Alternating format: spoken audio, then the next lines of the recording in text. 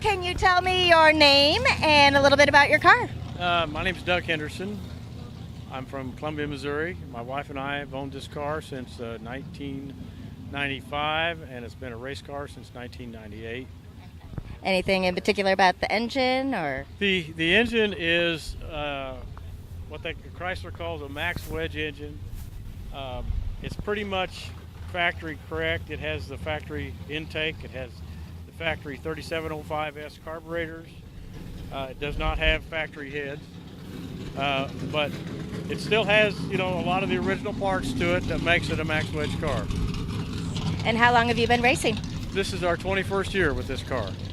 Well, what got you into racing? I had two friends, one of them being John Rousset next over here, and another fellow by the name of Mike Swanson, who has since passed away. But they were both in the club, and they were pretty instrumental in helping me get a car and get it ready and get on the track. So I take it you like to drive fast. Yes, I do. If you don't mind me asking, how did you feel about the test run? Oh, I think the test run was good. It was kind of ambiguous, but that's okay. We didn't get time slips, and but the track seemed to hook good. The car seemed to run good. So I'm tickled to death with it. May I ask what's the importance of the time slips? Well, that kind of tells you how you and your car both perform. Okay.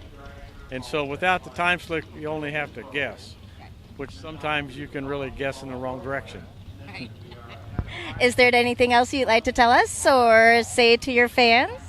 Well, yes, it's nice to see people come out, see the show. We try to bring back the cars of the 60s and the factory super stock cars that were manufactured then. Of course, none of us, I don't believe, have any real factory cars, but we have tribute cars. Some are more original than others, but for the most part, that kind of brings back the way it was in the early 60s. I gotta say, this is my first time here and in this series, and I gotta say I love these cars. They're just classic looking. They just look so cool. I want one.